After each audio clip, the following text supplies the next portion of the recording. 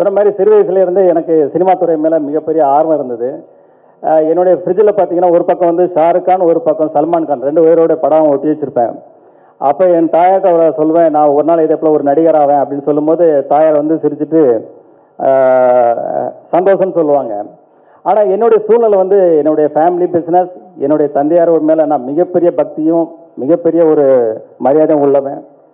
So என்னுடைய தந்தையார் பிஸ்னஸை நான் அவங்க கூட எடுத்து அவங்க கூட ட்ராவல் பண்ணும்போது என்னை முழுமையாக ஒப்படைச்சி என்னுடைய முழு உழைப்பையும் கொடுத்து, ஏன்னா ஃபஸ்ட்டு பார்த்தீங்கன்னா காலையில் முதல் ஆளாக நான் ஸ்டாஃப் வரதுக்கு முன்னாடி முதல் ஆளாக கடைக்கு போவேன். கடை வேலையை முடித்து லாஸ்ட்டாக தான் நான் வந்து கடைசி ஆளாக தான் நான் வந்து போவேன். ஆரம்பம் முதல் இன்று வரைக்கும் அதே தான். இந்த படப்பிடிப்பில் அதே போல தான்.